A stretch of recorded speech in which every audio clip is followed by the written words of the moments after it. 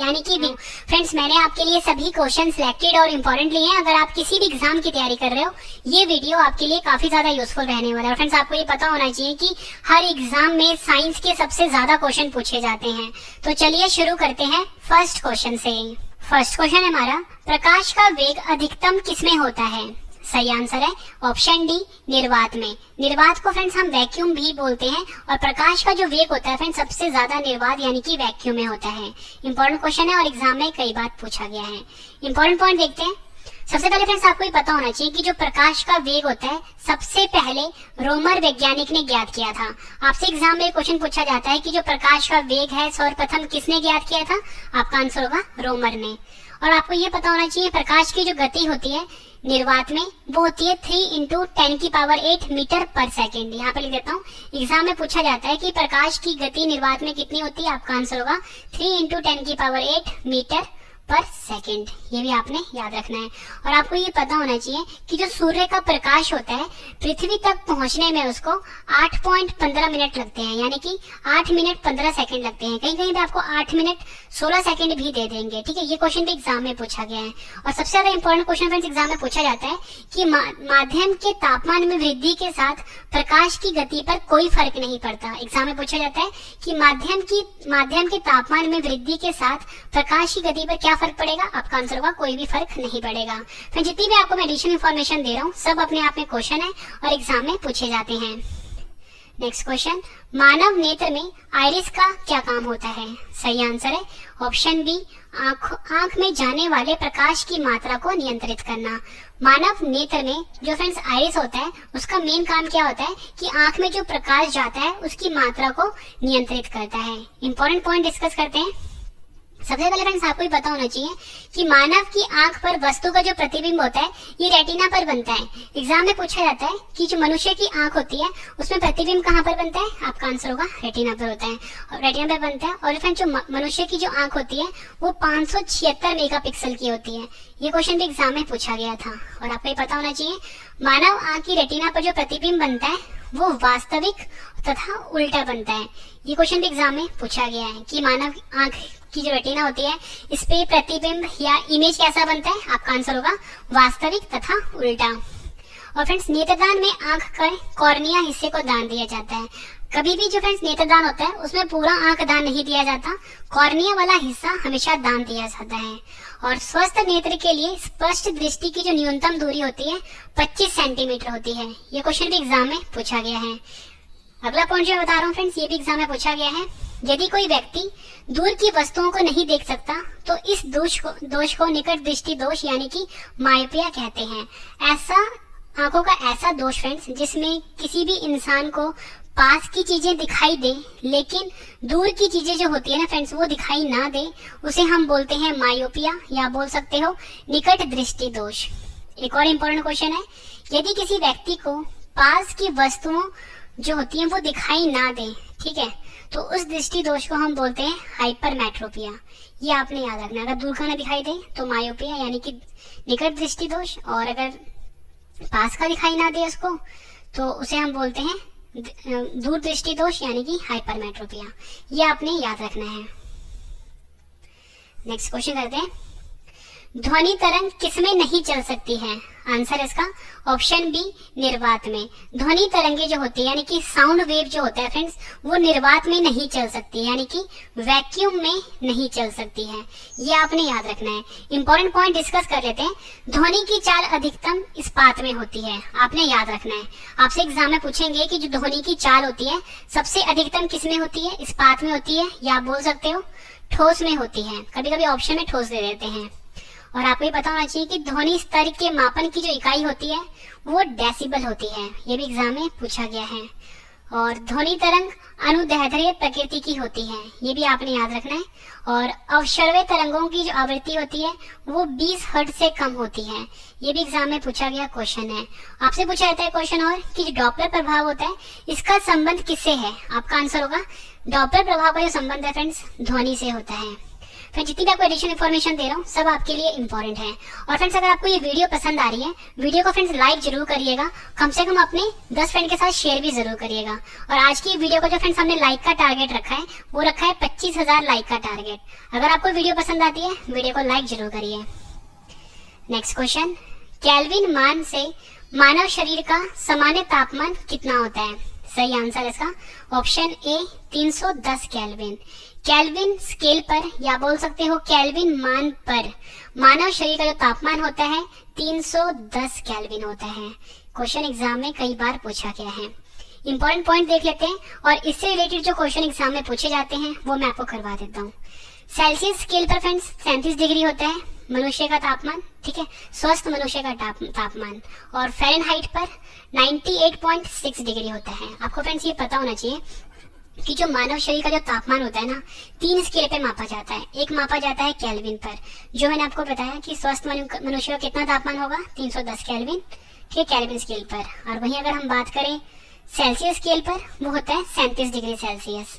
वहीं अगर हम बात करें फ़ारेनहाइट स्केल पर वो होता है 98.6 डिग्री। ये भी आपने याद रखना है। और फ्रेंड्स ये जो इंपॉर्टेंट पॉइंट मैं आपको बता रहा हूँ ये भी एग्जाम में पूछा गया है।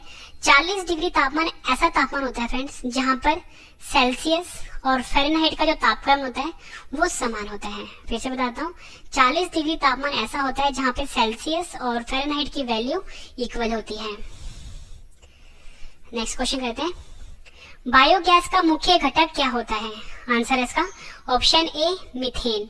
मीथेन जो होता है फ्रेंड्स ये बायोगैस का मुख्य घटक होता है। फ्रेंड्स यहाँ पे बात हुई है मीथेन की, आपको पता होना चाहिए मीथेन का फॉर्मूला होता है CH4। ये भी एग्जाम में पूछा गया है। मीथेन का फॉर्मूला होता है CH4 और ये बायोगैस का मुख्य घटक होता है। नेक्स्ट क्वेश्चन, किस वैज्ञानिक ने दूरबीन का आविष्कार किया था? सही आंसर है इसका ऑप्शन सी गैलीलियो। गैलीलियो जो फ्रेंड्स वैज्ञानिक थे इन्होंने दूरबीन का आविष्कार किया था। इंपॉर्टेंट पॉइंट देख लेते हैं। और फ्रेंड्स आपको ये पता होना चाहिए कि जो दूरबीन जो होता है ये एक ऐसा यंत्र होता है जिससे कि हम दूर की जो चीजें होती हैं उसको देखने के लिए इसका प्रयोग होता है। अगर आपसे एग्जाम में पूछा जाए कि टेलीविजन का आविष्कार किसने किया था? JL बेयर ने किया था। आपसे पूछा जाएगा थर्मस फ्लास्क का आविष्कार किसने किया था? डेवार ने किया था, ठीक है। और पूछा जाएगा कि डायनामाइट का आविष्कार किसने किया था? अल्फ्रेड नोबेल वैज्ञानिक ने किया था। ये सभी क्वेश्चन जो है ना एग्जाम में कई बार पूछे जा चुके हैं। नेक्स्ट क्वेश्चन करते हैं, परमाणु बम किस सिद्धांत पर कार्य करता है?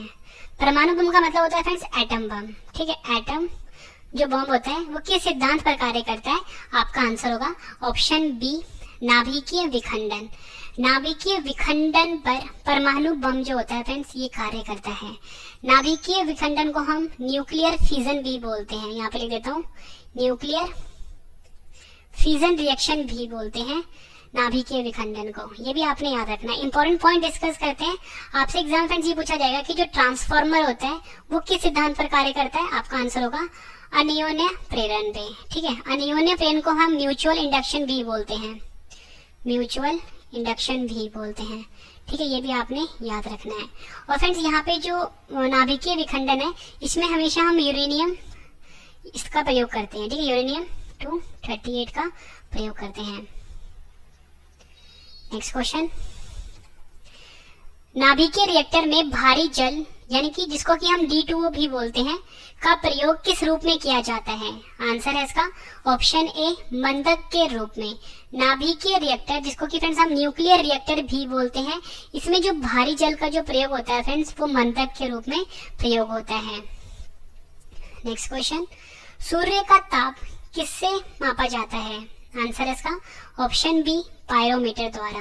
सूर्य का जो तापमान होता है वो पायरोमीटर द्वारा मापा जाता है। आपको पता होना चाहिए पायरोमीटर एक ऐसा यंत्र है जिसे कि हम हाई टेम्परेचर को यानी कि उच्च तापमान को मापते हैं। और फ्रेंड्स आपको ये पता होना चाहिए कि जो सूर्य है इस पे जो सबसे ज्यादा गैस पाई जाती है वो होती है हाइड्रोजन, ठीक है। ये आपने याद रखना है। और दूसरे नंबर पे फ्रेंड्स क्या होता है? हीलियम होता है। ये भी आपने याद रखना है। और फ्रेंड्स सूर्य पर जो ऊर्जा का निर्माण होता है ना वो नाभिकीय संलयन प्रक्रिया द्वारा होता है। एग्जाम में पूछा गया क्वेश्चन है ये कि सूर्य पे जो ऊर्जा का निर्माण होता है वो किस अभिक्रिया द्वारा होता है?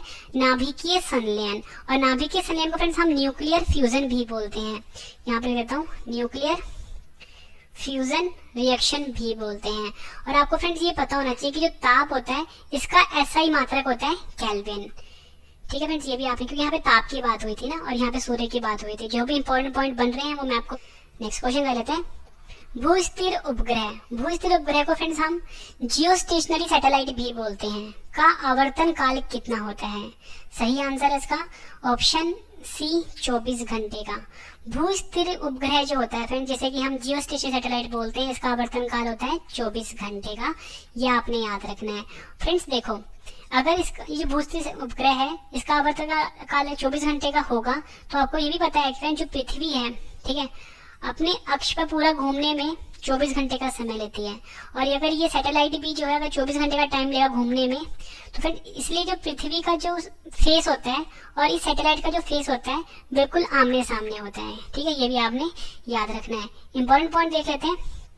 भूस्थिर उपग्रह की जो ऊंचाई है पृथ्वी की सतह से 36,000 किलोमीटर होती है। कभी कभी आपको एग्जाम में 36,500 भी दे देंगे। ठीक है, ये आपने याद रखना है। और आपको ये पता होना चाहिए फ्रेंड, चंद्रमा जो कि पृथ्वी का एक प्राकृतिक उपग्रह है, यहाँ पे जो गुरुत्वाकर्षण होता है पृथ्वी की तुलना में 1/6 होता है। अगर आपका वजन पृथ्वी पे 60 किलो का होगा, ठीक है, 60 किलो का, और जब भी आप चंद्रमा पे जाओगे तो आपका वजन कितना हो जाएगा फ्रेंड्स? 10 किलो का हो जाएगा। ठीक है, ये भी आपने याद रखना है। नेक्स्ट क्वेश्चन, किसी बाल्टी में पानी पर बर्फ तैर रही है। जब बर्फ पूर्णतः पिघल जाएगी तो बाल्टी में पानी का तल डैश रहेगा। सही आंसर है इसका ऑप्शन सी समान रहेगा। किसी बाल्टी में फ्रेंड्स, अगर किसी बाल्टी में पानी है और उसमें बर्फ तैर रहा है, जब बर्फ पूरी तरह पिघल जाएगा तो फ्रेंड्स जो बाल्टी का जो पानी का तल होगा, यानी पानी का जो लेवल होगा ना फ्रेंड्स, वो हमेशा समान रहेगा। ऐसा नहीं होगा कि अगर इसमें पानी है और इसमें बर्फ पड़ा हुआ है, बर्फ जब पिघल जाएगा तो पानी ऊपर आ जाएगा, ऐसा नहीं होगा। ठीक है, जितना जब बर्फ डला हुआ होगा, जितना लेवल उस टाइम होगा, पिघलने के बाद भी उतना ही रहेगा। ठीक है, इंपॉर्टेंट पॉइंट देख लेते हैं। एक नदी में चलता हुआ जहाज समुद्र में आता है, तब जहाज का स्तर थोड़ा ऊपर आ जाएगा। एग्जाम में पूछा गया क्वेश्चन है कि अगर कोई भी जहाज है, ठीक है, वो नदी में चल रहा है और जब वो समुद्र में आ जाता है तो उसमें क्या फर्क पड़ेगा? तो फ्रेंड्स ये होगा कि जहाज का जो स्तर है वो थोड़ा सा ऊपर आ जाएगा। ठीक है, ये आपने याद रखना है। एक और क्वेश्चन पूछा गया एग्जाम में, बर्फ पानी में तैरती है परंतु अल्कोहल में डूब जाती है। इसका कारण क्या है फ्रेंड्स?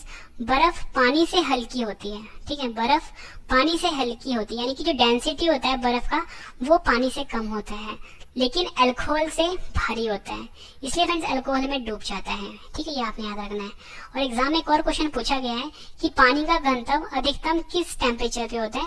4 डिग्री सेल्सियस पर पानी का घनत्व अधिकतम होता है। नेक्स्ट क्वेश्चन, साबुन के बुलबुले के अंदर का दाब वायुमंडलीय दाब के डैश होता है। आंसर इसका ऑप्शन सी अधिक होता है। साबुन के बुलबुले का जो अंदर का दाब होता है फ्रेंड्स, ये वायुमंडलीय दाब से अधिक होता है, ये आपने याद रखना है।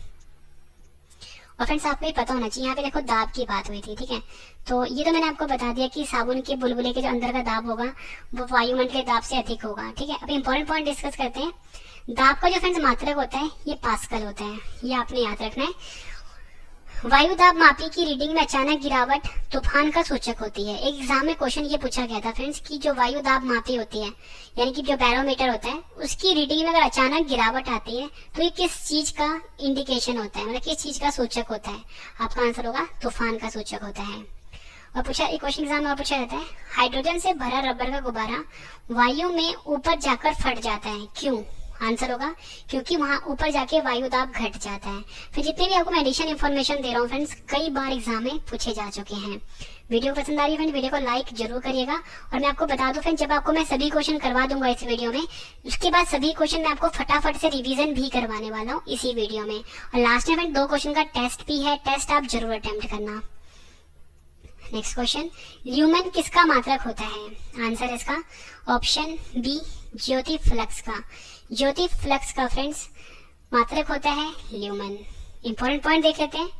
अगर आपसे पूछा जाए कि प्रकाश वर्ष किसकी इकाई है? दूरी की इकाई होती है, ये भी एग्जाम में पूछा गया क्वेश्चन है। आपसे पूछा जाता है कि लेंस की क्षमता का मात्रक क्या होता है? डायोप्टर होता है, ये भी आपने याद रखना है, पूछा गया क्वेश्चन एग्जाम में।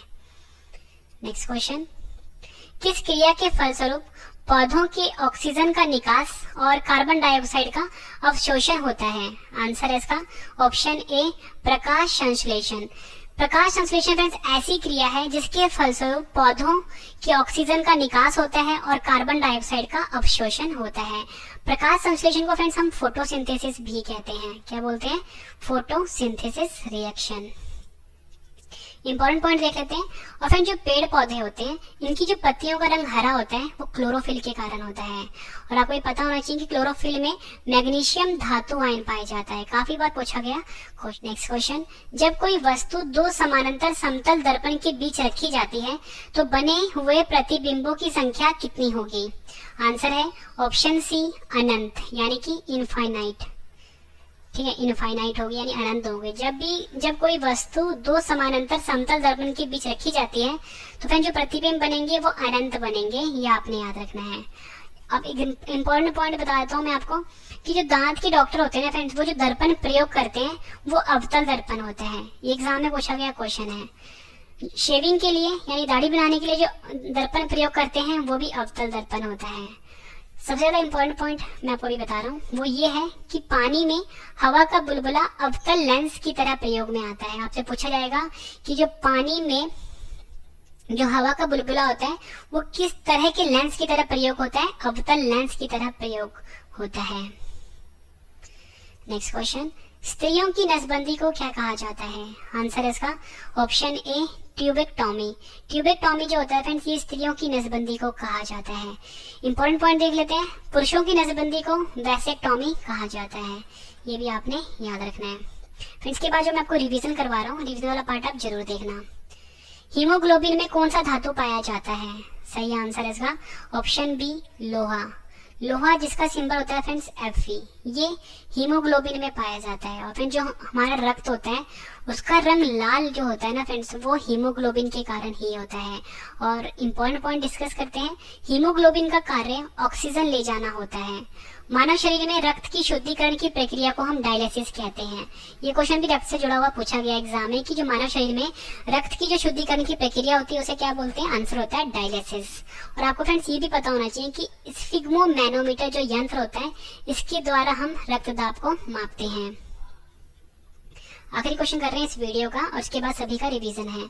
दो रेल पटरियों के मध्य जोड़ पर एक छोटा सा स्थान क्यों छोड़ा जाता है? आंसर है इसका ऑप्शन बी क्योंकि धातु गर्म करने पर फैलता है और ठंडी होने पर संकुचित होता है। फिर देखो जो रेल की पटरियां होती हैं, ठीक है, आप देखते हो कि जब रेल के जो जॉइंट्स होते हैं ये वाले, ठीक है, इसके बीच में हल्का सा स्पेस डाला होता है। फ्रेंड्स ये जो स्पेस होता है मतलब ये जो खाली जगह होता है वो क्यों होता है? क्योंकि फ्रेंड्स गर्मियों में क्या होता है कि जो धातु होता है ना वो फैलने लग जाता है, ठीक है, इसलिए स्पेस डालते हैं यहाँ पे। और जब ठंड होता है तो वो क्या करता है? सिकुड़ना शुरू हो जाता है, यही कारण होता है इसमें। फ्रेंड्स मैंने आपको ये 20 क्वेश्चन करवाए डिटेल में। उम्मीद करता हूँ फ्रेंड्स आपको वीडियो बहुत पसंद आई होगी। अब इस वीडियो का सबसे बेहतरीन पार्ट है रिवीजन। फ्रेंड्स अगर अब तक आपने वीडियो को लाइक नहीं किया तो फ्रेंड्स लाइक जरूर करिएगा। तो चलिए फ्रेंड्स स्टार्ट करते हैं रिवीजन फर्स्ट क्वेश्चन से। प्रकाश का वेग अधिकतम किसमें होता है? आंसर है निर्वात में यानी कि वैक्यूम में। नेक्स्ट क्वेश्चन, मानव नेत्र में आइरिस का क्या काम होता है? आंसर है आंख में जाने वाले प्रकाश की मात्रा को नियंत्रित करना। ध्वनि तरंग किसमें नहीं चल सकती है? आंसर है निर्वात में। केल्विन मान में मानव शरीर का सामान्य ताप कितना होता है? आंसर है 310 केल्विन। बायोगैस का मुख्य घटक क्या होता है? आंसर है मीथेन। किस वैज्ञानिक ने दूरबीन का आविष्कार किया था? आंसर है गैलीलियो ने। परमाणु बम किस सिद्धांत पर कार्य करता है? आंसर है नाभिकीय विखंडन पे। नेक्स्ट क्वेश्चन है रिवीजन का। नाभिकीय रिएक्टर में भारी जल यानी D2O का प्रयोग किस रूप में किया जाता है? आंसर है मंदक के रूप में। सूर्य का ताप किससे मापा जाता है? आंसर है पायरोमीटर। साबुन को जल में घोलने से पृष्ठ तनाव पर क्या फर्क पड़ता है? आंसर है घट जाता है। नेक्स्ट क्वेश्चन, भू-स्थिर उपग्रह यानी कि जियो स्टेशनरी सैटेलाइट का आवर्तन काल कितना होता है? आंसर है 24 घंटे का। किसी बाल्टी में पानी पर बर्फ तैर रही है, जब बर्फ पूर्णतः पिघल जाएगी तो बाल्टी में पानी का तल डैश रहेगा? आंसर है समान रहेगा। साबुन के बुलबुले के अंदर का दाब वायुमंडलीय दाब के डैश होता है? आंसर है से अधिक होता है। ल्यूमेन किसका मात्रक होता है? आंसर है ज्योति फ्लक्स का। किस क्रिया के फलस्वरूप पौधों के ऑक्सीजन का निकास और कार्बन डाइऑक्साइड का अवशोषण होता है? आंसर है प्रकाश संश्लेषण। न्यूटन की गति का प्रथम नियम क्या कहलाता है? आंसर है जड़त्व का नियम। जब कोई वस्तु दो समानांतर समतल दर्पण के बीच रखी जाती है तो बने हुए प्रतिबिंबों की संख्या कितनी होगी? आंसर है अनंत होगी। नेक्स्ट क्वेश्चन, स्त्रियों की नसबंदी को क्या कहा जाता है? आंसर है ट्यूबेक्टोमी कहा जाता है। हीमोग्लोबिन में कौन सा धातु पाया जाता है? आंसर है लोहा पाया जाता है। आखिरी क्वेश्चन कर रहे हैं रिवीजन का। दो रेल पटरियों के मध्य जोड़ पर एक छोटा सा स्थान क्यों छोड़ा जाता है? आंसर है क्योंकि धातु गर्म करने पर फैलती है और ठंडे होने पर संकुचित होती है।